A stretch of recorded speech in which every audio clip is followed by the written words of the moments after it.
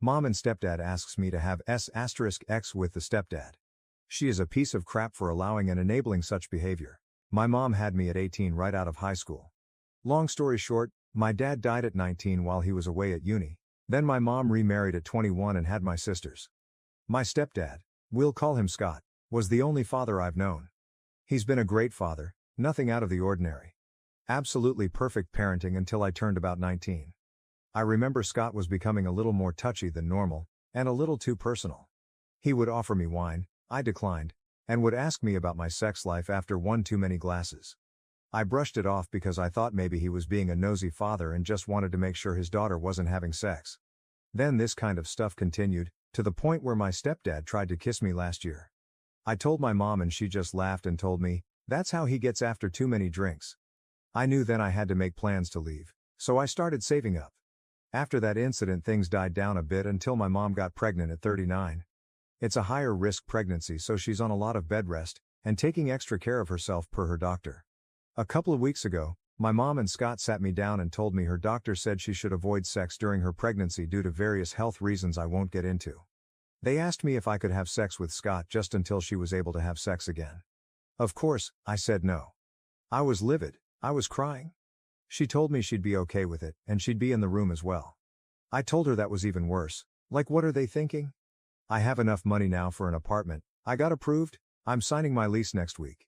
My parents are ignoring me and the whole house is full of tension. My younger sisters don't understand what's going on and my mom told me not to say anything. But my sisters are smart, they know something is really up and won't stop asking me about it, especially the oldest. She came to me crying today and told me I better tell her what's going on right now. I didn't say anything. So any advice? What do I tell her? What do I say to the younger ones? How do I tell a 16-year-old about this without being inappropriate or bashing my parents? Response to OP: bashing your parents would be unfairly putting them down for something benign. What they've done is wrong and sick on so many levels. Forget about not wanting to be inappropriate because it's more important to prevent you and them from dealing with more abuse. It is highly likely that your other sisters will be subjected to this if they have not already, and they are younger and more easily victimized. You could speak to your teen sisters privately and ask them if they have had any uncomfortable experiences with your stepdad. Like him talking too much about sex or making advances, and make it clear that you're a safe person to confide in. I would also reach out to a trusted family member or someone you can ask for help from. OP: last year when he tried to kiss me, Child Protective Services interviewed all the girls and the girls were very confused because their dad has never said or done anything to them inappropriately.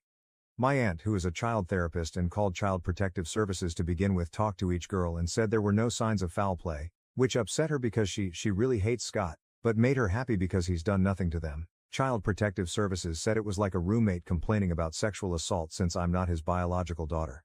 My aunt has been fighting to make my mom leave for years, but since Scott is not abusive to her or the girls, and makes a lot of money, she won't leave. But my aunt has actually mentioned he's been manipulating her with kindnesses all these years so she would be okay with him having sex with me when I became an adult, and it worked. My aunt and I don't think he's going to hurt the other girls, but you never know. We most likely will call child services again. OP: my aunt and I are probably going to call again and try to get the girls out and with her, or my grandparents who want them to stay there. My concern is telling the girls. I would be devastated if I was 16 and someone told me my dad tried to have sex with my sister, so now I have to live with my grandparents. So what do I say to her? Do I break her heart? Response to OP: yes. You need to break her heart so that she will not be groomed into a sexual relationship with him. Then you can encourage her to get therapy. Another response: do I break her heart? You will never be the one to break her heart in this situation. It's your mom and stepdad who are breaking her heart. You're just the one who has to tell her. None of this is your fault. You are not responsible for the trauma inflicted on anybody here. Much easier said than felt, I know, but I can't articulate how strongly I believe this. Their trauma will involve you, but it will never be because of you. You're a good sister. A really, really amazing sister. Update: the original post is above, too long. Didn't read? Basically, my mom and stepdad asked me to have sex with my stepdad. I declined, freaked out, and am now leaving. My concern is for my sisters. My aunt did what she said she was going to do. She barged in with 3 other people, one of them a social worker friend of hers, who was off duty, and my uncle. None of them are allowed at the house, so as soon as Scott found out they were there, he called the police. Before the police even showed up, I told my 16-year-old sister and the 14-year-olds what happened. The 16-year-old got angry at her dad. She was walking around the house ranting at her dad and crying. Eventually she decided to come with my aunt and I, and then we would figure out where she could go from then on. However, the two 14-year-olds did not believe me. They actually started laughing. Then they got angry and told me I was trying to destroy our family and how could you make up a sick lie. It got to the point where they threw my and my 16-year sister's stuff out the window. By that time the cops came and told my aunt, uncle, and the social worker they had to leave the property. The social worker friend let the cops know everything that's been going on. The cops didn't care, they just cared about the noise and the trespassers. So I, my 16-year-old sister, my aunt and uncle and their friend left. Very soon after my grandparents came and got the other 3 girls, after the 14-year-olds called them and came to their senses. I found out from my grandma that one of the 14-year-olds confronted her dad and he didn't deny anything. In fact, he called me a whore and said I should have had any problems doing what he asked. That's when they packed a bag and called my grandparents. My grandparents explained everything separately to the little one. She told my grandpa she prefers him to our dad because grandpa doesn't yell at her. As much as that pained me, I hope it's enough to keep the girls at my grandparents for good. My 16-year-old sister is going to emancipate herself and stay with either our grandparents or our aunt. Child Protective Services was called, but it was my grandparents this time. I have multiple screenshots on my and my aunt's phone of my mother incriminating herself, so we will be able to file charges and hopefully get Scott on the sex offender registry. That way the girls can stay with their grandparents permanently. Thank you all for the support. I appreciate each and every one of your comments, and to the survivors who shared their stories, you're all so strong, thank you. OP on why aunt wasn't allowed over. Because they hate Scott and know he's a creep. Many years ago when I was about 13, at my younger sister's gender reveal party. My cousin, my uncle's daughter, who is trans, decided at university that she was female and came back as female. We all accepted and loved her the same except Scott, who got drunk and lifted her skirt and said, "Do you still have your boy parts?" That's when my uncle beat the shit out of him and knocked over a couple of tables. From then on, half of my family wasn't allowed back at the house per a trespassing order. They knew then that he was an absolute perv. But I, as a young child, didn't fully comprehend it. Good comment, the cops didn't care. Why is this always their fucking default setting? Now to the next story, story 2. I, 26 female, want my husband, 27 male, to immediately block one of his friends Kyla, 27 female. He thinks I'm overreacting, and wants opinions from some cool-headed people on if I'm just acting crazy, or this is something that would cross the line for you. My husband has a group of 8 friends he has been close with since his college days. Kyla is one of his friends. When my husband and I started dating, he introduced me to all of them, and everyone was very friendly. I used to hang out with them frequently. I am an introvert, and so is my husband.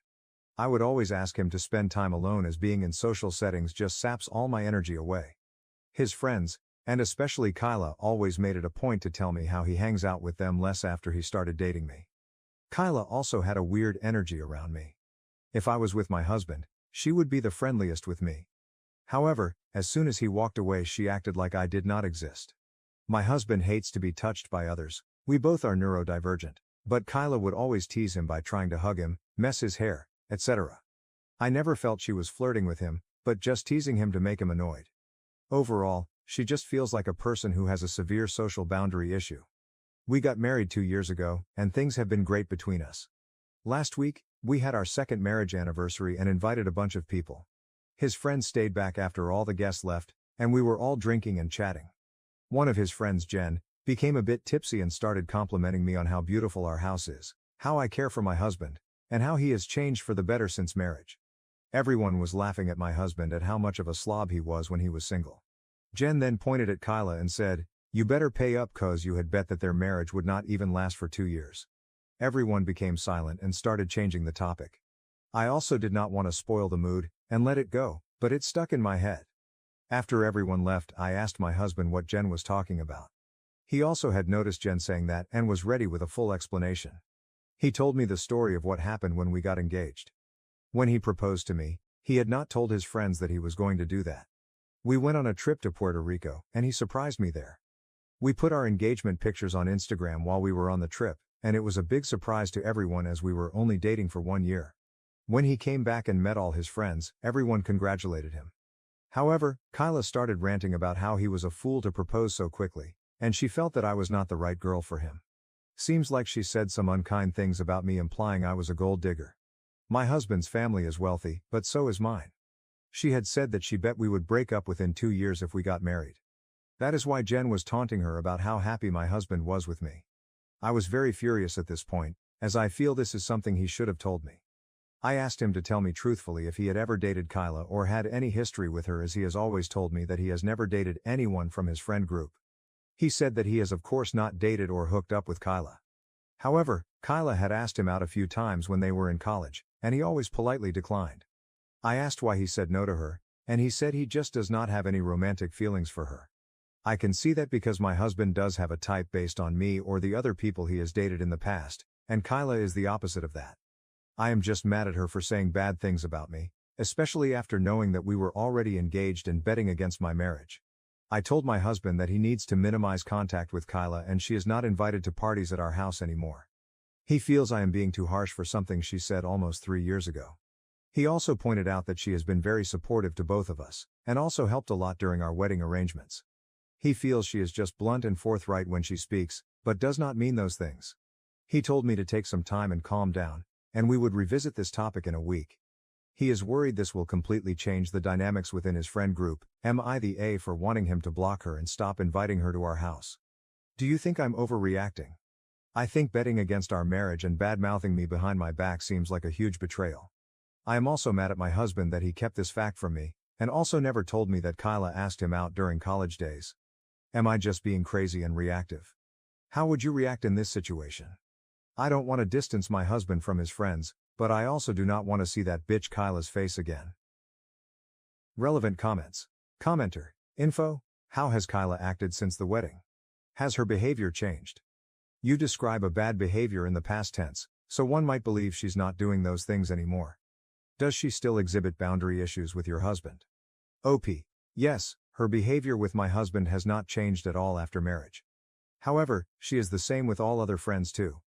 With me, she is fake nice, where she acts like we are best friends in front of my husband and barely talks to me when he is not around.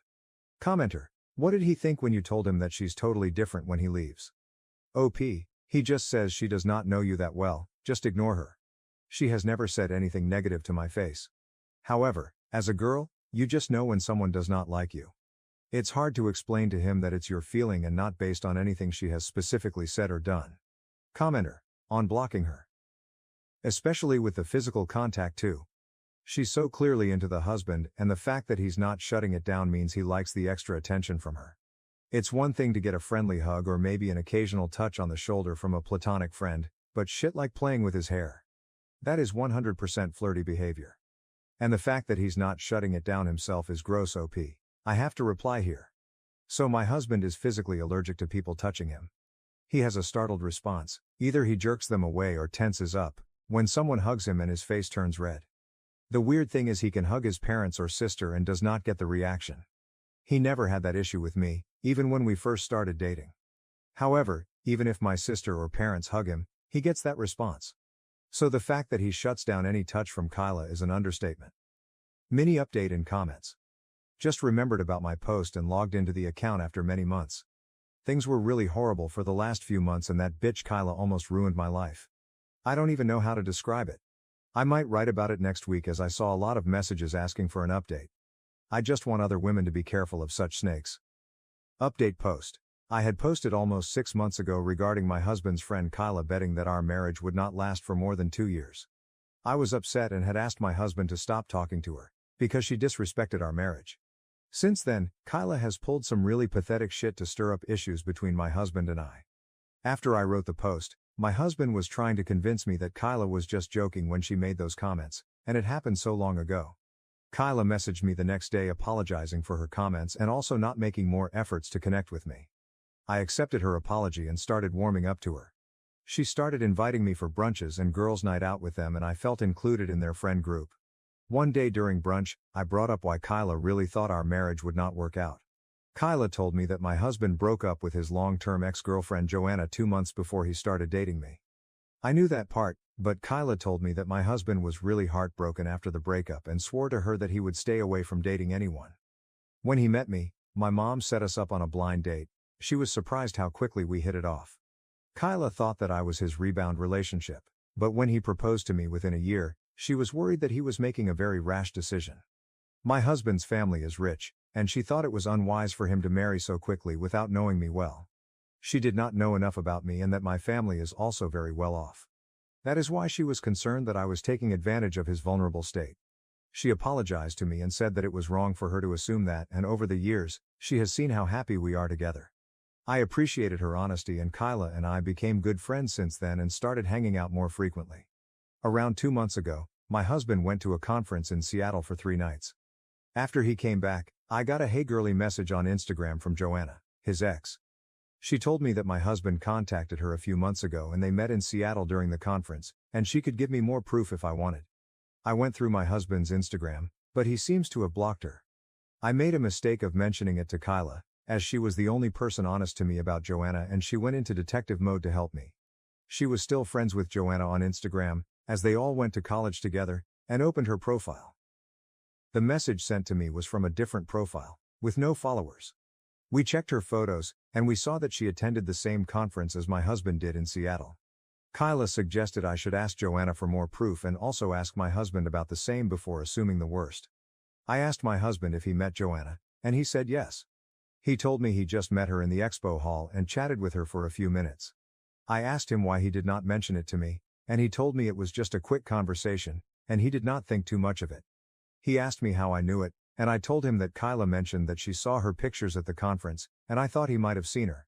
I messaged Joanna again to share more proof. She told me that they have been chatting for the past 2 months and plan to attend the conference together. She shared a log of their messages, where my husband was actively flirting with her. The screenshots did look legit, but I did not see any of those messages in my husband's Instagram profile. I talked to Kyla about it, as I did not know what to believe. I messaged Joanna to tell us what happened between them, and she told me that he invited her to the room at nights and they hooked up, but she does not have any photos as he insisted. They do not take any pictures together. I immediately realized it was fake and messaged Joanna to fuck off. She kept on insisting they were telling the truth, and she spent the nights with my husband in his room on all 3 nights. I told her that my husband and I were playing video games, Sea of Thieves, for almost 2-3 hours each night after his dinner, as that is what we do to catch up when he is away. Unless Joanna was sitting behind him watching us play until he fell asleep, she was full of shit. I also told my husband about the whole incident, and he told me I should have come to him sooner. He told me that he has gone no contact with Joanna ever since they broke up, and he just ran into her at the conference. He told me I could check his phone and everything to verify that he has blocked her everywhere. I told him I do not need to, and Joanna might have run into him and just decided to fuck his life by making up stuff. When all the friends met that weekend, my husband and I told everyone about how Joanna sent messages to me and faked everything. Kyla was also telling what happened as she had told her about it. Kyla accidentally let it slip out that it's luckily, we are nerds and played video games at nights before sleeping. Else, props go to Joanna for making up a convincing story. I never told Kyla about the video game stuff. I just told her Joanna is full of shit and I blocked her. It took me until I came home to connect the dots. I told my husband about it and he confronted Kyla. She denied it and told him that I told her about the video game stuff on a phone call, but I don't remember doing it. We have since decided to keep our distance from Kyla. Kyla has called me multiple times to meet up, but I just make up reasons that I'm busy. I do not know why she did it, but at this point, I am not interested in it, and we have decided to just see her on social occasions and avoid hanging out with her as much as possible. I feel stupid that she played me for a fool, and I should have not gone to her when Joanna started messaging me. In hindsight, it seems suspicious that Kyla started telling me about Joanna, and at the same time, Joanna claimed to have an affair with my husband. I do not know what her intentions are, but I am mad enough that I will avoid her as much as possible. I wish I had some real proof that she was the one messaging me, so that I could expose her. I also feel bad for suspecting my husband. But I am glad my husband and I are on the same page now. Relevant comments. Commenter, does your husband also believe that Kyla made up a fake Instagram account, pretending to be Joanna? Because that's pretty psycho behavior. OP, yes. He believes me because I told him that I never told Kyla why I thought the account was fake. It's possible she guessed it if I ever mentioned to her that we play video games at night, but it seems suspicious she would guess that was exactly the reason why I realized the account was fake. Commenter, why didn't you try to message her real Insta since you knew the one she used to message you wasn't her main? Why not message her main account? That would have cleared it up pretty quick, I would think. Commenter, Why didn't you try to message her real Insta since you knew the one she used to message you wasn't her main? Why not message her main account? That would have cleared it up pretty quick, I would think. OP, her Instagram was private. I did not want to follow her as it would have looked really bad for me to add her, when my husband has blocked her. The only way I could see her Instagram was when Kyla showed it to me on her phone. To another commenter, trust me, I thought about this. Firstly, I will look crazy if I reach out to Joanna, my husband's ex, behind his back. Secondly, even if it was her messaging me, she would just lie and tell me it was not her. I also cannot disregard the fact that I started getting messages a week after my husband ran into her and told her that he was happily married to me. I have to accept that Kyla, if it was her, will get away with the BS. We do not have any proof it was her, and all we could do is distance ourselves from her. Commenter, why did you lie to your husband about the fact that this woman had messaged you in the first place? You are the problem here. OP, agree, I should have told him right away. I tried to be sneaky to know if he really met her at the conference. I was half expecting him to deny it if he was trying to hide something happened. I think I let my insecurity get the worst of me. Lessons learned. Commenter, did he bring a gaming PC or Xbox with him to a work conference? OP, we both use Steam. Thank you for watching. If you haven't subscribed yet, please do so and hit the notification bell to stay updated with more shocking real-life stories happening around you. My husband and my best friend had an affair. I pretended to be a room attendant to catch them. My life, as I knew it, was unremarkably happy, a sentiment that, though plain, encapsulated all I held dear. I had managed to build a family, one that, against odds and through challenges, felt both complete and complex in its everyday normalcy. My husband James, a charming and spirited man of 39, stood at the center of my universe. Our journey together hadn't been straightforward or easy. He had come into our marriage with baggage. A son from his previous marriage and a past tangled with unresolved issues that led to his divorce. His ex-wife had struggled with personal demons, leaving James to shield their son, Lucas, from the fallout. When James and I married 7 years ago, I welcomed both into my life with open arms, embracing Lucas as my own. Now 9, Lucas had grown into a thoughtful, quiet boy, whose moments of laughter were both rare and precious. Lucas lived with us full-time, his presence a constant reminder of the life James had before me, and a life I had willingly stepped into. I treated Lucas with all the affection and care I would my own flesh and blood, and in many ways, he was just that to me.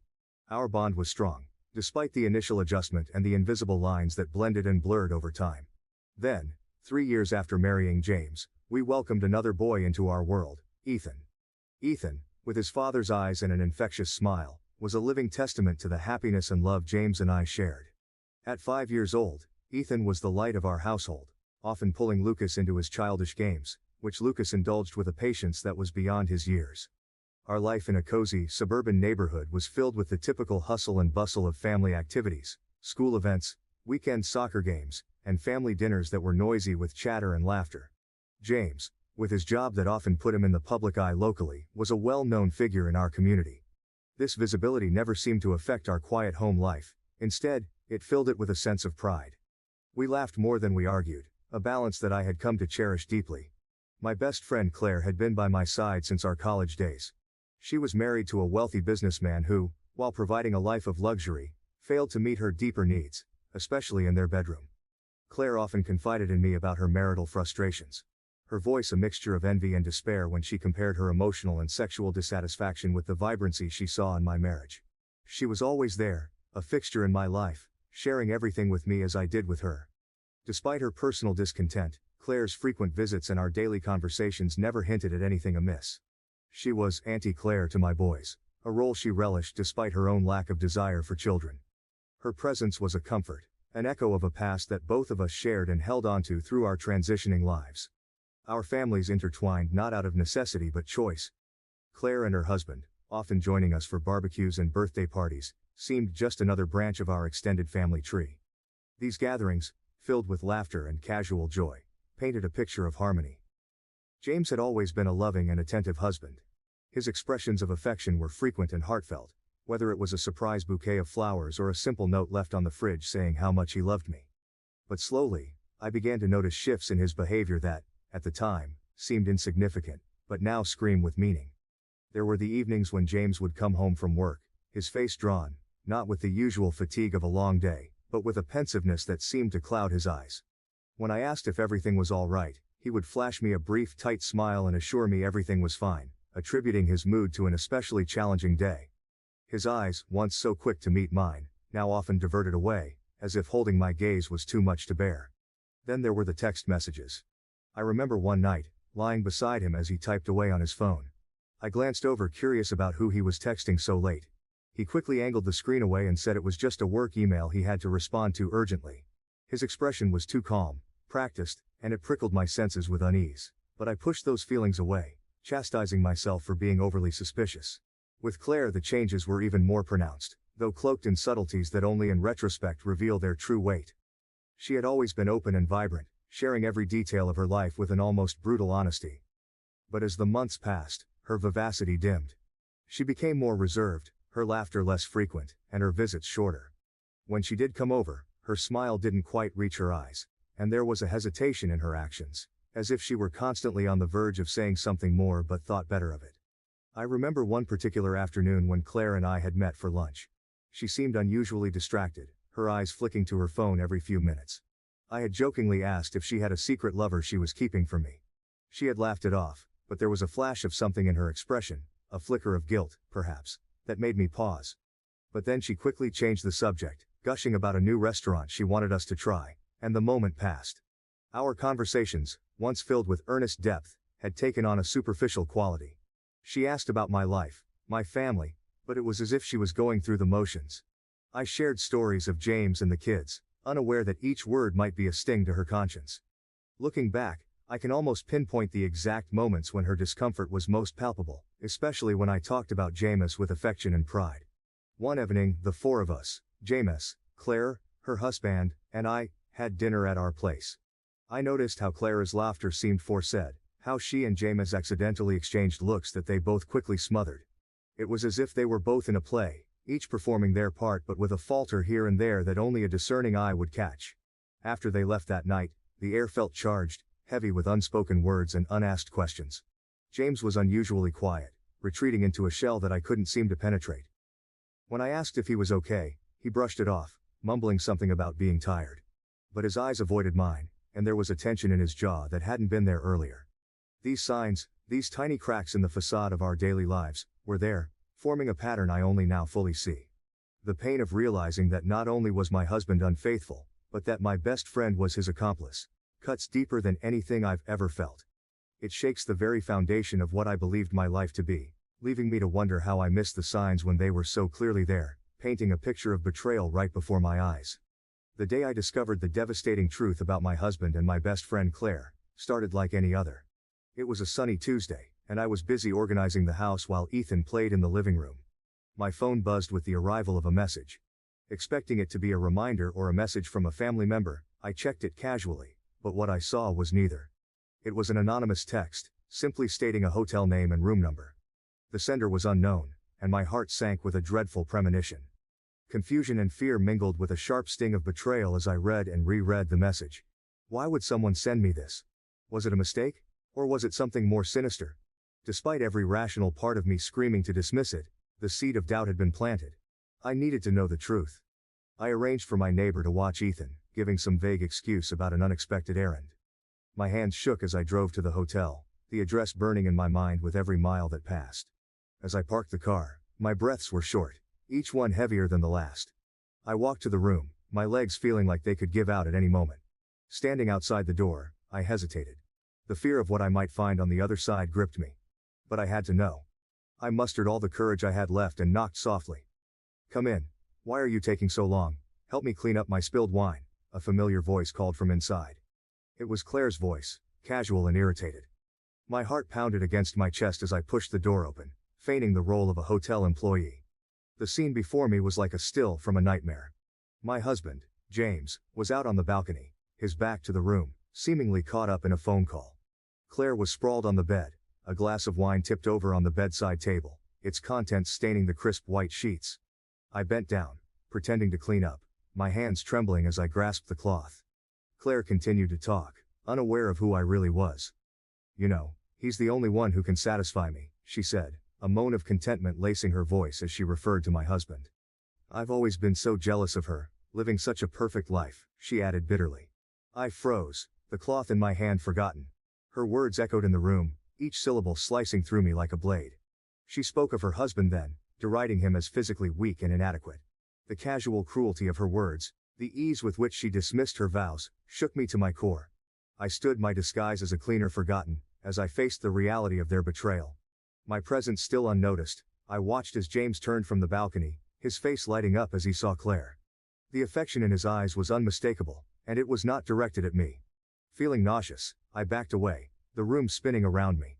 I managed to stumble out before they saw me, my heart breaking with each step. Outside, the cool air hit my face, but it did nothing to ease the heat of my shame, anger, and sorrow. I vomited in the bushes outside the hotel, the physical purging a pathetic echo of the emotional turmoil inside. The drive home was a blur. My mind replayed the scene over and over, each detail a torment. How long had this been going on? How could they do this to me, to us, to our family? The questions spiraled, each one unanswered, each one a further descent into despair. I arrived home to the sound of Ethan laughing as he played. The normalcy of the scene was a stark contrast to the chaos within me. How could I reconcile the world I thought I knew with the deceit I had just witnessed? That night, after Ethan was in bed, I sat alone in the darkness of the living room, waiting for James to come home. The waiting was excruciating, each minute stretching out endlessly. When he finally arrived, his smile faltered at the sight of me, my red-rimmed eyes and pale face undoubtedly telling more than I could say with words. "Is everything all right?" he asked, a note of concern in his voice that now sounded hollow. How could I begin to confront him? How could I explain the agony his actions had caused?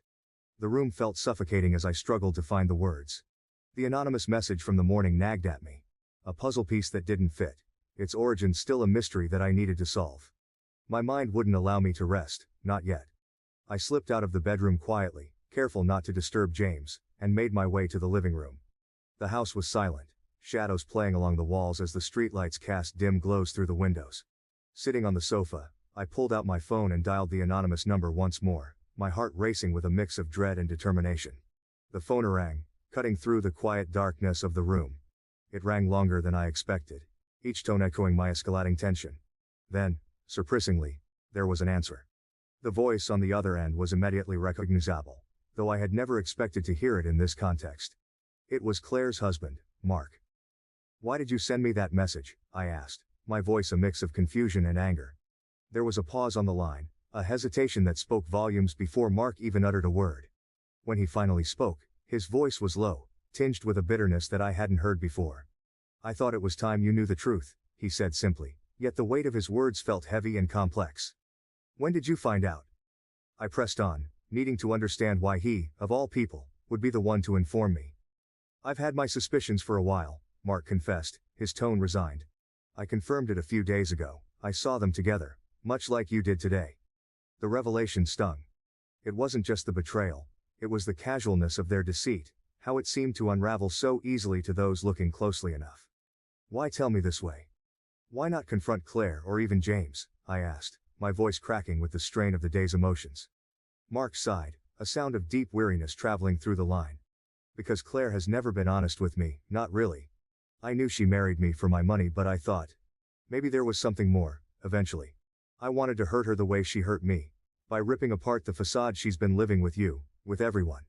His words revealed a pain and a vindictiveness that made me shudder. It was a retaliation meant to wound deeply, indiscriminately. "But did you think about how this would affect me, my family?" I asked, my voice barely above a whisper, my grip tightening around the phone. "I did," he admitted, and his voice softened slightly. "And I'm sorry for the collateral damage. I didn't want to hurt you or your kids. You deserve better than this, all of you do. I couldn't see any other way to make her feel the consequences of her actions." The conversation drifted into an awkward silence, both of us lost in our own turmoil.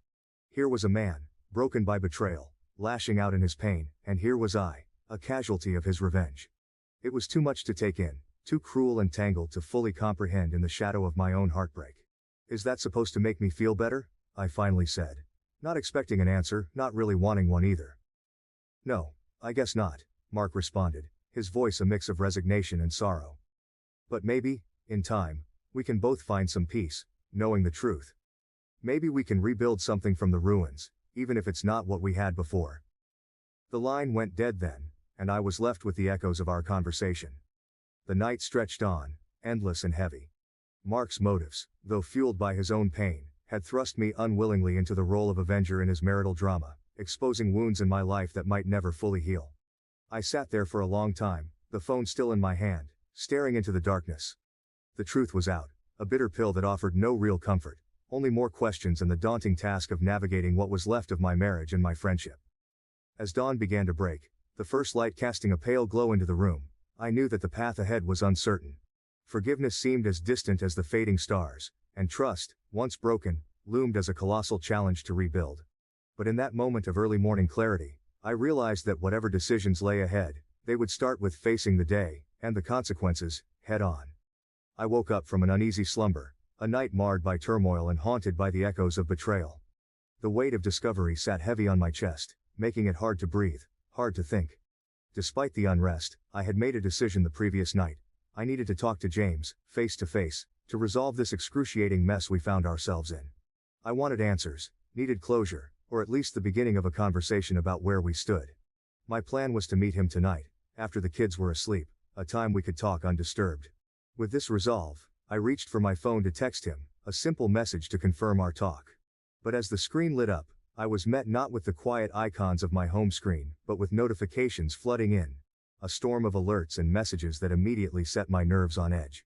Curiosity mixed with dread, I opened the social media app to find the source of the commotion. There, on my feed, was something so shockingly personal and devastating that it knocked the wind out of me. A video, unmistakably featuring James and Claire, in a very compromising, intimate scene.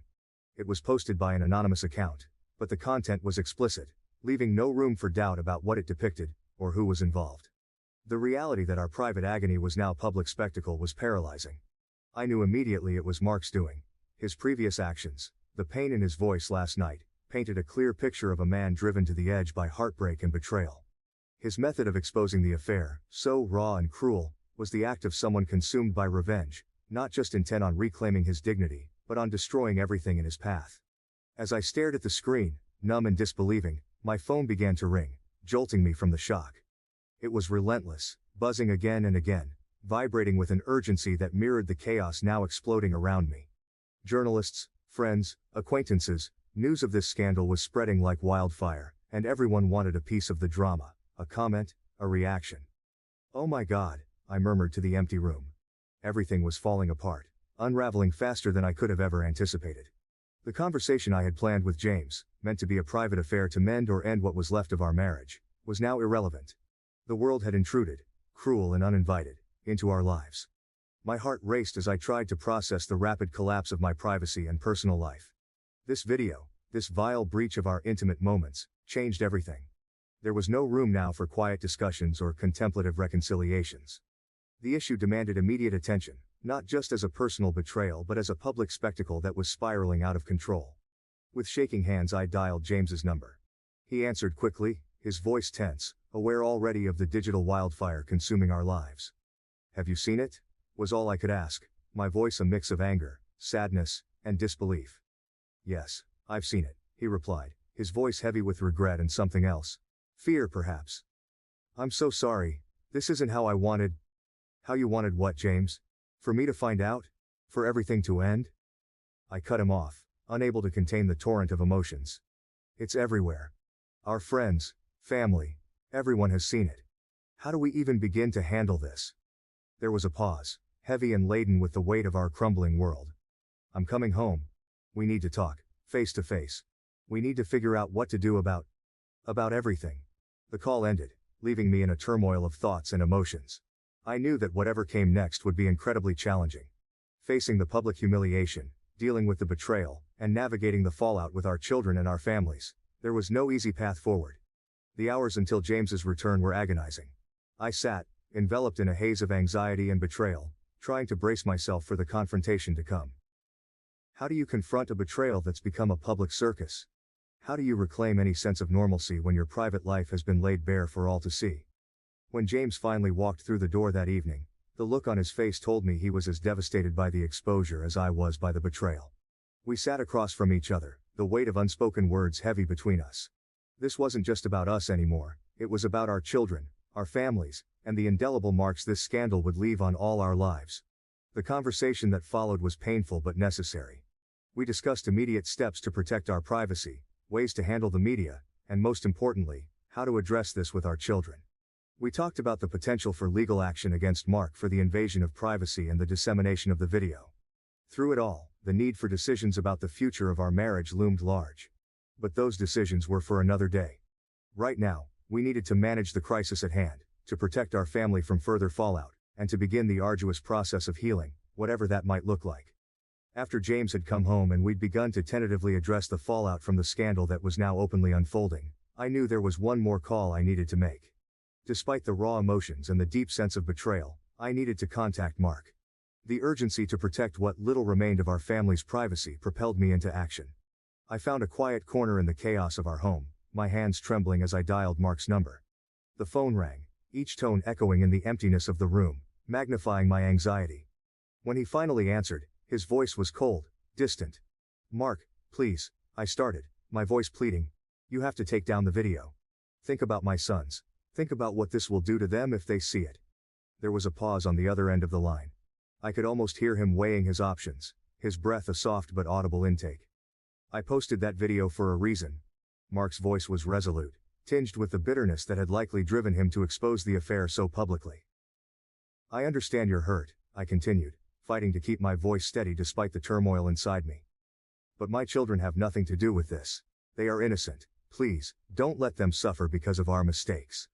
Mark's reply was a sigh, long and weary. "You think I want to hurt children?" he asked, his tone softening slightly. "You think I haven't thought about that?" "I know you're angry, and you have every right to be," I said, trying to connect with the part of him that had once been our friend, before all this bitterness took hold. "But please, reconsider what this will do to them. They could lose friends, be bullied. Their whole world could change. And once something is on the internet, it's there forever." There was another silence, longer this time. I held my breath, waiting, hoping that my words had reached him, had reminded him of the man who used to come to our home, who had laughed and dined with us, who wasn't this person consumed by revenge. Finally he spoke again, his voice less certain than before. "I don't want to hurt your kids, I don't," he admitted, and his words seemed to carry a weight of realization, as if seeing the broader impact of his actions for the first time. "But Claire and James, they did this, not me. They did, and they are dealing with it," I assured him, my voice firm. "But our children shouldn't have to. Please, Mark, do this for them. Take the video down." We talked a little more. I told him about Ethan's recent school achievements, how he was just starting to really enjoy his soccer games. I mentioned Lucas's quiet strength, how he had been dealing with so much already between the complexities of his blended family life and normal childhood challenges. With each word, I hoped to humanize the situation, to bring it back from the abstract online world to the very real, very affected lives of these two little boys. Mark finally conceded, his voice a mixture of defeat and clarity. "Okay," he said. "I'll take it down. Not for James or Claire, but for the kids." I thanked him, relief flooding through me, though tempered by the knowledge of the lingering effects of his initial decision. We ended the call on a note of strained civility, the connection forever altered but with a sliver of respect for his final choice to protect my children. After hanging up, the relief was palpable, but so was the gravity of what still lay ahead. The video might be taken down, but the damage was done. Rumors had been ignited, conversations started, and the digital footprint, though now less traceable, would never be completely erased. The task of facing our friends, family, and especially our children with the truth loomed large. How to explain such adult failures to such young minds was a puzzle I was still piecing together. The forthcoming days would require careful navigation, as James and I would need to shield our sons from as much fallout as possible, while also preparing to answer their questions with honesty appropriate for their age. In the wake of the scandal that crumbled the facade of my once seemingly perfect life, the days that followed were some of the most challenging I had ever faced. The very foundation of my existence, my marriage, had been irrevocably altered by betrayal, and the aftermath was a painful navigation through a landscape I hardly recognized. The morning after I successfully persuaded Mark to take down the incriminating video, James approached me with a solemnity that was uncharacteristic of the man I had known. He held a set of divorce papers in his hands, his eyes avoiding mine as he placed them gently on the kitchen table where we had shared countless family meals and light-hearted conversations. "I think it's best if we do this," he said quietly, his voice strained. "I don't deserve your forgiveness or your feelings anymore." The finality in his voice cut through the air, sharper than any words he had uttered the night before. I looked at the papers, a cold hard reality settling over me. Despite the tumult of emotions, a part of me had clung to the hope of reconciliation, not just for our sake but for our sons. But in that moment, as I watched James, defeated and resigned, I understood that our path forward needed to be apart. With a heavy heart, I signed the papers, each stroke of my name a silent testament to the years we had shared and the future we would not. I didn't contest much. I just asked for primary custody of our sons, ensuring they would have stability and continuity in their lives as much as possible. James agreed without hesitation, the guilt etching deeper lines into his face. Once everything was settled legally, I took our youngest son, Ethan, and moved to a nearby apartment. It was a modest place but filled with potential for a new beginning, a space just for us, away from the shadows of past betrayals. Meanwhile, Claire's life unraveled in ways more dramatic and public than I could have imagined. After her affair with James and the subsequent fallout, Mark, driven by a blend of betrayal and vindication, ensured that Claire would not benefit from their divorce. Armed with evidence of her adultery, he barred her from claiming any significant part of his considerable wealth. Last I heard, she was sent away empty-handed, a fitting end to her duplicitous maneuvers. But Claire's descent didn't stop there. Recently the news broke that she had been arrested for corporate corruption. It seemed her unethical behaviors were not limited to her personal life but had permeated her professional dealings as well. While part of me felt vindicated that Claire was facing justice, another part of me was saddened by the sheer waste of her potential, and the destruction of the person I once considered a close friend. As for my life, it has taken a turn toward rebuilding and refocusing on the future. The divorce, though painful, allowed me to start anew, focusing solely on raising Ethan and ensuring that Lucas, though he lived with James, remained a central part of our lives. The challenge, however, has been dealing with the emotional and psychological impact on Ethan. The absence of his father in our daily life has been a significant adjustment for him. James tries to be present, coming by to visit and taking Ethan out on weekends. But the once seamless nature of our family life is now a patchwork of scheduled visits and shared custody. Ethan, only 5 years old, struggles with this new reality. He often asks when Daddy is coming home, and on days when he realizes that the home he knew is no more, his confusion turns into quiet sorrow. Seeing my son grapple with these feelings has been heart-wrenching. Despite the anger and betrayal I felt towards James, I've encouraged a healthy relationship between him and Ethan, believing that whatever issues we had as spouses should not taint their father-son bond. We both agreed to attend family therapy to help Ethan adjust to the changes, and while it has been helpful, the road is undoubtedly long and filled with uncertainties. In this new chapter of our lives, I've had to be both mother and father in many ways, trying to fill the gaps left by James's absence. I've also had to navigate my own healing process, dealing with the lingering feelings of betrayal and the task of forgiving enough to move forward, if not for myself, then for the sake of Ethan. As I focus on rebuilding our lives, my resolve strengthens. I have found solace in returning to work, in strengthening bonds with family and friends who have shown unwavering support through these tumultuous times. The community around us has been a steady source of comfort and stability, and I'm grateful for every gesture of kindness and understanding they have extended towards us. Despite the scars left by the events of the past months, I am hopeful. Life, though unpredictable and often painful, also brings opportunities for growth and new beginnings. For Ethan, for Lucas, and for myself, I am committed to building a future defined not by the failures and betrayals of the past, but by the possibilities of what is yet to come. As we move forward, one day at a time, I hold on to the hope that with love, resilience, and a bit of courage, we can find peace and happiness again. My boyfriend of 5 years dropped a bomb about not marrying me. Am I wasting my time?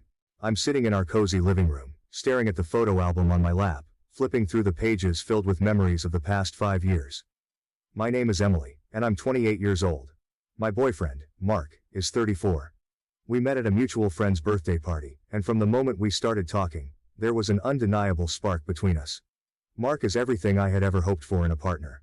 Kind, intelligent, and incredibly supportive. He has a way of making me feel like the most important person in the world. Our relationship has been filled with unforgettable moments. I remember our first date vividly, a small Italian restaurant where we talked for hours, discovering how much we had in common. From there, things moved quickly. Within a few months, we were inseparable, spending every weekend together, exploring new places, and creating a world that felt just for us. One of the key moments that defined our relationship was our first vacation together, a trip to the mountains. We spent a week hiking, laughing, and enjoying each other's company. It was during that trip that I realized I could see myself spending the rest of my life with Mark. I felt so connected to him, and it was clear that we were on the same page about our future. We celebrated our first anniversary with a surprise getaway planned by Mark. He took me to a charming bed and breakfast by the lake, where we spent a romantic weekend. I remember thinking, this is the man I want to marry.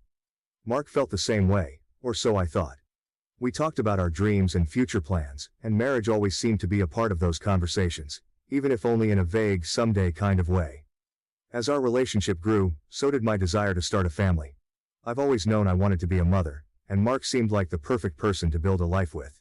We both come from close-knit families, and the idea of creating our own little family unit was something we often discussed. I envisioned a future filled with love, laughter, and little feet running around our home. We moved in together after 2 years of dating, and it felt like the natural next step. Our home is a reflection of us, filled with photos, mementos from our travels, and little touches that make it uniquely ours. Every corner holds a memory, a reminder of the life we've built together. Despite the occasional ups and downs, our relationship has been solid. We've navigated through challenges, supporting each other through career changes, family issues, and personal growth. I've always believed that these experiences have only made us stronger as a couple.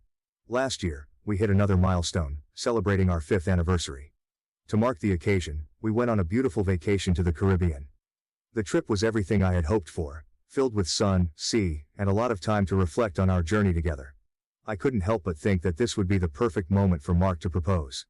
I had been dropping hints for the past year, subtly suggesting that I was ready to take the next step in our relationship. Even our families started asking when we would get married, adding to the sense of anticipation. Mark, however, didn't propose. I tried not to let my disappointment show, reminding myself that he might just need more time. After all, we were still having a great time together, and I didn't want to ruin the trip by bringing up my frustration. Back home, the pressure continued to build. My parents, who adore Mark, frequently asked when we would tie the knot. Even his family started making comments, and I could see that it was starting to weigh on him. I toned down my hints, not wanting to add to the pressure he was feeling, but the uncertainty was eating away at me. I couldn't shake the feeling that something was off. I began to question if Mark was as committed to our future as I was. Did he see me as the person he wanted to spend his life with, or was he just comfortable with the way things were? The doubts began to creep in, and I knew I needed to address them. Yesterday, I decided it was time to have an honest conversation. I needed to know where we stood and if we were moving toward the same goals. Sitting him down, I asked the question that had been on my mind for so long. Do you ever plan on marrying me? His response left me reeling. He said he wanted to marry, but he wasn't sure if he wanted to marry me. He didn't feel like we were there yet. I was hurt and confused. How could we have spent 5 years together and not be ready for that commitment? What was I doing wrong? Now I'm left questioning everything. I've been crying nonstop, doubting his love for me, and wondering if he's just with me out of convenience or pity. I don't know if I should wait for him to be ready, which might never happen, or if it's time to move on. Over the past year, I had become increasingly adept at dropping hints about wanting to get married. It started innocently enough. A casual mention of a friend's engagement here, a shared article about wedding trends there. I even subscribed to a bridal magazine, leaving it conspicuously on the coffee table where Mark couldn't miss it. Whenever we attended weddings, I would subtly point out things I liked, imagining our own special day. At first, Mark seemed to take these hints in stride. He would smile and nod, sometimes even engaging in the conversation. But as the months went on and my hints became more frequent, I began to notice a change in his demeanor. He would sometimes become quiet, his responses less enthusiastic. I told myself he was just tired or preoccupied with work, but a part of me worried that he was deliberately avoiding the topic. Family gatherings became another battleground for my unspoken desires. My parents, ever the traditionalists, were eager to see us married. During Sunday dinners, my mother would often start a conversation about weddings, recalling her own with a nostalgic smile. You know, Emily, your father proposed to me after only a year of dating, she would say, glancing meaningfully at Mark. My father would join in, adding, and it was the best decision we ever made. What about you, Mark? Any plans for the future? Mark would laugh it off, skillfully diverting the conversation to another topic.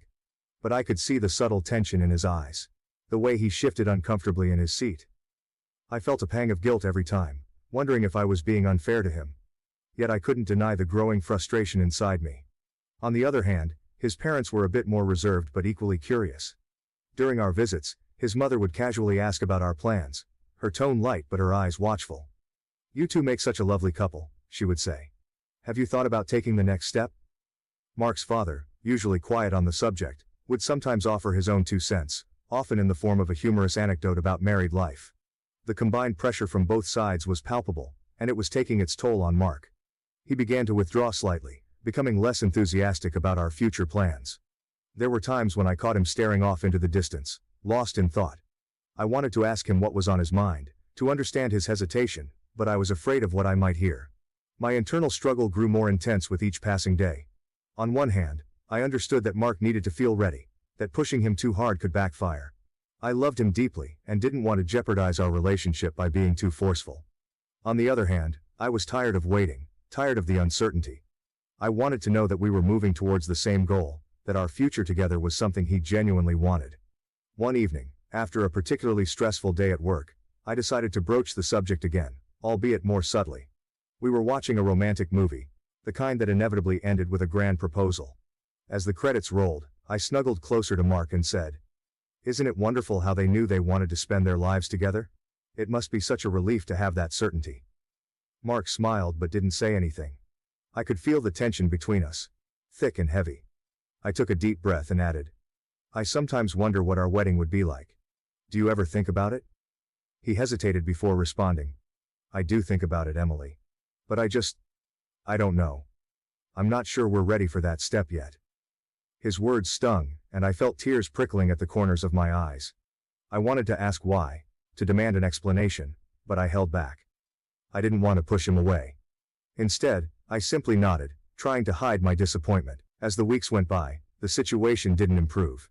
If anything, the pressure seemed to mount. Friends started asking about our plans too, often in casual but pointed conversations. "You two have been together for so long," they would say. "When are you going to make it official?" Each question felt like a tiny needle, pricking at my already fragile hope. One evening, as we were having dinner with my parents, the topic came up again. My mother, never one to mince words, said directly, "Emily, Mark, it's high time you two start thinking seriously about marriage. You're not getting any younger, and we'd love to see some grandkids." Mark's face turned a shade paler, and he responded with his usual deflection, but I could see the strain it was causing him. I decided it was time to intervene. "Mom, Dad, we appreciate your concern, but we're taking things one step at a time. We'll make that decision when we're ready." Later that night, as we were getting ready for bed, I could sense Mark's unease. I turned to him and said, "I'm sorry if this has been too much for you. I didn't mean to add to the pressure." He sighed and took my hand. "It's not just you, Emily. It's everyone. I feel like I'm being pulled in all directions, and I don't know what to do. I love you, but I need to feel sure about this." I nodded, tears welling up in my eyes. "I just want to know that we're on the same page, that we want the same things." "I do want the same things," he said softly. "I just need more time to feel ready." His words offered some comfort, but the uncertainty remained. I was caught between my deep desire for commitment and my love for Mark. I didn't want to push him away, but I couldn't ignore my own needs and hopes for the future. The tension continued to build, and I knew that sooner or later, we would have to confront it head-on. The build-up to the conversation was slow and torturous. The doubts and fears that had been simmering under the surface were now a constant presence in my mind. Every time I looked at Mark, I saw a future that was so close, yet so uncertain. The nights were the hardest. I would lie awake, staring at the ceiling, wondering if I was wasting my time, if I was hoping for something that would never come. The day of the conversation, my anxiety was at an all-time high. I had decided that I couldn't go on living in this state of uncertainty. I needed answers, even if they weren't the ones I wanted to hear. I spent the afternoon pacing our apartment, rehearsing what I would say, trying to find the right words. I wanted to be calm, rational, but my emotions were a tangled mess. Mark came home from work that evening, looking tired but content. He greeted me with a kiss and a smile, and for a moment, I almost lost my resolve. But then I remembered the years of waiting, the endless hints, the pressure from our families, and I knew I couldn't back down. This conversation had to happen. "Mark, we need to talk," I said, trying to keep my voice steady. He looked at me, sensing the seriousness in my tone, and nodded. "Sure, let's sit down," he replied, taking a seat on the couch. I joined him, feeling the weight of the moment pressing down on me. I took a deep breath, gathering my thoughts.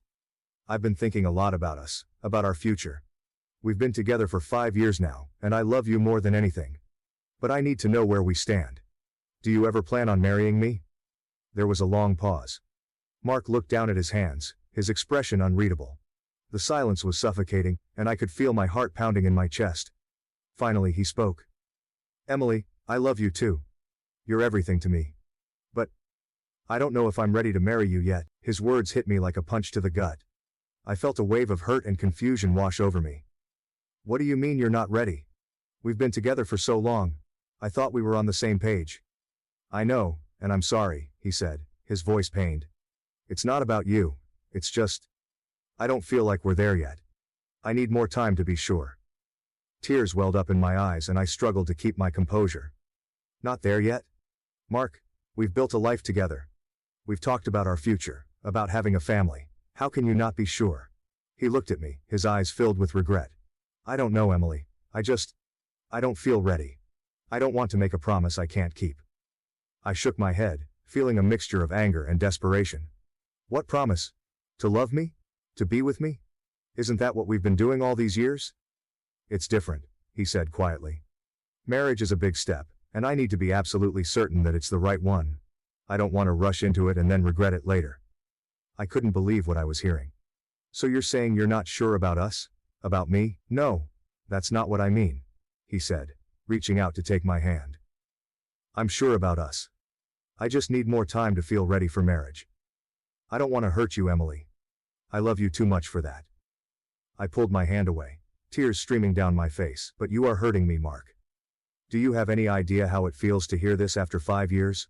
To think that you might never be ready? I feel like I've been living in a fantasy, believing in something that might never happen. He looked devastated, his eyes full of sorrow. I'm so sorry, Emily. I never wanted to hurt you. I just need you to understand that this is about me, not about you. I need more time. I stood up, feeling a surge of frustration and sadness. How much time, Mark? Another year? 2 years? 5 more years? I can't keep living like this, waiting for you to decide if I'm the one you want to spend your life with. He stood up too, looking helpless. I don't know. I wish I had an answer for you. I just need to feel ready. I shook my head, feeling a sense of hopelessness. I can't wait forever, Mark. I need to know that we're moving forward, that we have a future together. I deserve that. I know you do, he said softly. And I want that future with you. I just need you to be patient with me. I couldn't hold back my tears any longer. I've been patient, Mark. For 5 years, I've been patient. But I can't keep putting my life on hold, hoping that someday you'll be ready. I need to think about what's best for me. He looked at me, his expression full of anguish. I understand. And I'm so sorry. I love you, Emily. I hope you can find it in your heart to wait for me. But if you can't, I'll respect that too. I nodded, feeling a mixture of love and heartbreak. I love you too, Mark. But I need to figure out what's best for me. I need some time to think. He nodded, tears in his own eyes. Take all the time you need. I'll be here, waiting for you. I walked away, my heart heavy with sadness and uncertainty. The future that had once seemed so clear was now shrouded in doubt, and I didn't know what to do. All I knew was that I needed to find a way to move forward, with or without Mark. The night after our conversation, I couldn't stop crying. The tears flowed endlessly, soaking my pillow as I lay in bed, my mind replaying Mark's words over and over. I don't feel ready. The phrase echoed in my head, each repetition stabbing at my heart. How could he not be ready after 5 years? What was I doing wrong? My thoughts spiraled, each one darker and more despairing than the last. The next morning, I woke up feeling hollow, my eyes puffy and red from crying. I couldn't face Mark, so I left the apartment early and drove to a nearby park. Sitting on a bench, I watched as the world continued to move around me, people jogging, walking their dogs, chatting with friends. It felt surreal, as if I was trapped in a nightmare while everyone else was living their normal happy lives. I pulled out my phone and texted my best friend Sarah. Can we talk? I really need you right now. Within minutes she replied. Of course, come over. Sarah had always been my rock, the person I turned to in times of crisis. I drove to her apartment, feeling a glimmer of relief at the thought of her comforting presence. When I arrived, Sarah opened the door and immediately pulled me into a hug. Emily, what happened? She asked, concern etched on her face. We sat down on her couch, and I poured out everything, from my hopes and dreams for the future to the crushing conversation with Mark. I feel like such a fool, I admitted, tears streaming down my face again. I thought we were on the same page. I thought he wanted the same things I did. But now, I don't even know if he loves me or if he's just with me out of convenience. Sarah listened intently, her expression a mix of empathy and anger. Emily, you're not a fool. You've been honest about what you want from the start. If he's not ready, that's on him, not you. You deserve someone who's just as committed to you as you are to them. Her words offered some comfort, but the self-doubt lingered. What if I'm not enough for him? What if he's just waiting for someone better to come along? Sarah shook her head firmly. No, don't do that to yourself. You are more than enough, Emily. If he can't see that, then maybe he's not the right person for you. You deserve someone who recognizes your worth and is excited to build a future with you. I spent the rest of the day with Sarah, talking through my feelings and trying to make sense of everything. Her unwavering support helped me feel a little stronger, but the pain was still raw. Over the next few days I confided in a few other close friends and family members. Each conversation brought a mix of sympathy and advice. My mother, ever the pragmatist, urged me to think carefully about my future. Emily, you have to decide what's best for you. If he's not ready now, he might never be. Don't waste your life waiting for someone who can't commit. My father was more hopeful. Maybe he just needs more time, sweetheart. 5 years is a long time, but everyone has their own timeline. If you love him, maybe it's worth waiting a bit longer. Their conflicting advice left me more confused than ever. Part of me wanted to believe that Mark would come around, that he just needed a little more time to feel ready. But another part of me knew that I couldn't keep putting my life on hold, waiting for him to decide if I was the one. In the quiet moments when I was alone, I found myself reflecting on the past 5 years. There have been so many wonderful times. Our first date, where we talked for hours over dinner. The spontaneous weekend trips to the beach, laughing and enjoying each other's company. The nights we spent cuddled up on the couch, watching our favorite shows and feeling perfectly content. But there had also been challenges. The time Mark lost his job and fell into a deep depression, and I had to be the strong one, supporting him through it. The arguments about his long work hours and my feeling neglected. The times he seemed distant, and I wondered if he was really committed to our relationship. I realized that our relationship had always had its ups and downs, like any other. But the question was whether those downs were a sign of deeper issues, of fundamental incompatibility. Was I clinging to the good times, ignoring the red flags? I decided to reach out to Mark's sister Lisa, who I had grown close to over the years. I needed to understand his perspective, to know if there was something I was missing. Lisa welcomed me into her home, offering me a cup of tea and a sympathetic ear. Lisa, I'm so confused, I began. Mark says he's not ready to marry me yet, that he needs more time. But I don't understand why. Do you have any idea what's going on with him? Lisa sighed, looking thoughtful. Emily, I know my brother loves you. He talks about you all the time, about how much you mean to him. But Mark has always been cautious, especially when it comes to big decisions. He overthinks everything, worries about making the wrong choice. But we've been together for 5 years, I said, frustration creeping into my voice. How can he not know if I'm the right person by now? I think he's scared, Lisa admitted. Our parents had a rough marriage, and I think that's affected him more than he lets on. He doesn't want to end up in a situation where he feels trapped or unhappy. He wants to be absolutely sure before he takes that step.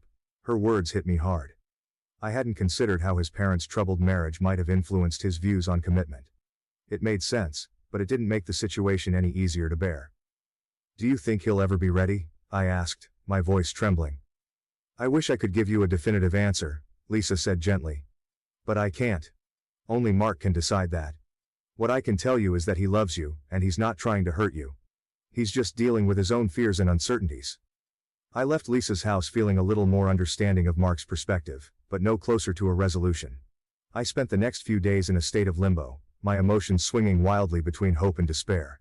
I missed Mark terribly, but I knew I needed to give myself the space to think clearly. One night, as I sat alone in our living room, I took out a journal and started writing. I wrote about our relationship, the love we shared, the dreams we had. I wrote about my fears, my doubts, my hopes for the future. The act of putting my thoughts on paper helped me process my emotions, to see things more clearly. I realized that my self-worth couldn't be tied to Mark's readiness to marry me. I was a strong, independent woman with my own dreams and aspirations. I had built a life that I was proud of, and I couldn't let my happiness depend solely on someone else's decisions. But I also knew that I loved Mark deeply, and that letting go would be incredibly painful. I had to decide if I was willing to wait, to give him the time he needed, or if I needed to move on and find someone who was ready to build a future with me. I spent hours talking to my friends and family, weighing the pros and cons. Some urged me to be patient, to give Mark the time he needed. Others insisted that I deserved someone who was ready now, who wouldn't keep me waiting. In the end, I knew the decision had to come from within. I had to listen to my own heart, to trust my instincts. I took a few more days to reflect, to meditate, to connect with myself on a deeper level. Finally, I made my decision. It wasn't easy, and it wasn't without pain. But I knew it was the right choice for me, for my happiness and my future. I called Mark and asked him to meet me at the park where we had shared so many happy memories. When he arrived, I could see the worry in his eyes. "Emily, I've missed you," he said softly. "I've missed you too," I replied, taking his hand. "But we need to talk." We sat down on a bench, and I took a deep breath. "Mark, I love you more than words can express. These past 5 years have been the happiest of my life. But I can't keep living in uncertainty. I need to know that we're moving forward, that we're building a future together." He nodded, his eyes filled with emotion. "I understand, Emily. And I'm so sorry for all the hurt I've caused you. I never wanted to hurt you. I also thought a lot and realized that fear was holding me back. But I don't want to lose you." His words brought a glimmer of hope, but I knew I had to stand firm. "Mark, I need you to be honest with me. Do you see yourself marrying me? Can you make that commitment?" There was a long silence as he looked deeply into my eyes. "Emily, I can't. I'm not sure yet whether I really want to marry you or not. I've been thinking a lot these past few days and I still haven't found the answer. I'm not sure I can do it well. I have never thought about this as a future husband or father." I was silent at his answer. Tears filled my eyes as I nodded, a feeling of shortness of breath and difficulty breathing, aching in my heart. I screamed, "I've been waiting for you for 5 years, Mark. You promised me so many things." I ran out of the house crying. I drove to the park and cried like a baby. I sat on a bench, my body shaking with sobs. The park was nearly empty, the evening sky a deep shade of blue as the sun set. I felt like my world was crumbling around me. The dreams I had built with Mark, the future I had envisioned, all seemed to disappear in an instant. My phone buzzed in my pocket, but I ignored it. I couldn't face anyone right now. The only thing I could do was cry and let out the overwhelming pain and frustration that had been building up inside me for so long. I thought back to all the moments we had shared, the love and laughter, and wondered how it had come to this. After what felt like hours, I finally stopped crying, my body exhausted from the emotional release. I sat there, staring at the darkening sky, trying to gather my thoughts. I knew I couldn't stay like this forever. I had to figure out what to do next. Taking a deep breath, I reached for my phone and saw several missed calls and messages from Mark, Sarah, and my mother. I decided to call Sarah first. She answered on the first ring. "Emily, are you okay? Where are you?" she asked, her voice full of concern. "I'm at the park," I said, my voice shaky. "I couldn't stay at the house." "I understand," she said gently. "Do you want me to come over?" "Yes, please," I whispered, feeling a wave of relief at the thought of not being alone. Within minutes, Sarah arrived and found me sitting on the bench. She wrapped me in a hug, and I felt some of the tension in my chest ease. We sat together in silence for a while, her presence a comforting balm to my wounded heart. "Emily," she finally said, "you deserve someone who is sure about you. Someone who is ready to commit and build a future with you." "I know," I replied, tears welling up again. "But it still hurts. I thought Mark was that person." "I know it does," she said softly. "But you have to take care of yourself. You can't keep waiting for him to figure out what he wants. It's not fair to you." Her words resonated deeply with me. I realized that I had been putting my life on hold, hoping that Mark would come around. But in doing so, I had been neglecting my own needs and desires. I needed to find a way to move forward, even if it meant leaving Mark behind. Over the next few days, I tried to focus on myself. I spent time with friends and family, seeking their support and advice. My parents were understanding, though my mother couldn't hide her disappointment in Mark. "You deserve better, Emily," she told me firmly. "Don't settle for someone who isn't sure about you." I took long walks, journaled my thoughts and feelings, and even started seeing a therapist to help me process my emotions. The pain was still there, but slowly, I began to feel a sense of clarity. One evening, I found myself back at the park, sitting on the same bench where I had broken down just days before. This time, though, I felt different. I felt stronger, more in control of my own destiny. I realized that while I still loved Mark, I couldn't wait for him forever. I needed to prioritize my own happiness. As I sat there, my phone buzzed with a text from Mark. "Can we talk?" it read. I hesitated for a moment before replying, "Okay." We met at a coffee shop, and as soon as I saw him, I could see the turmoil in his eyes. He looked as if he hadn't slept in days. "Emily," he began. "I'm so sorry for everything. I never meant to hurt you. These past few days have been hell without you. And I've done a lot of thinking. I realize that I can't lose you. I'm ready to commit.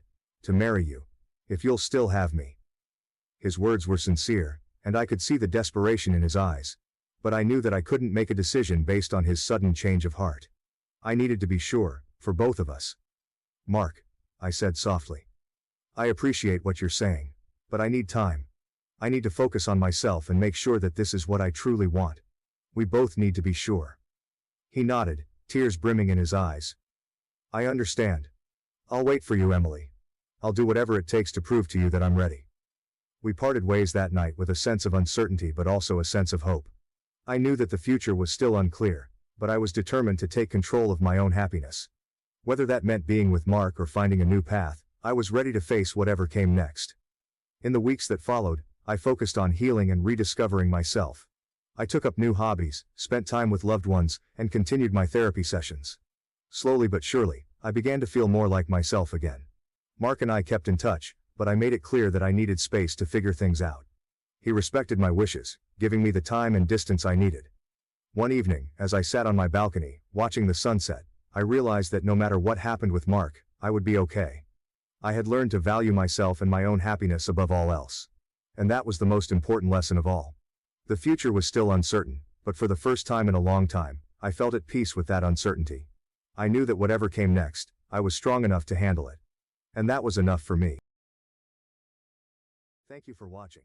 If you haven't subscribed yet, please do so and hit the notification bell to stay updated with more shocking real-life stories happening around you.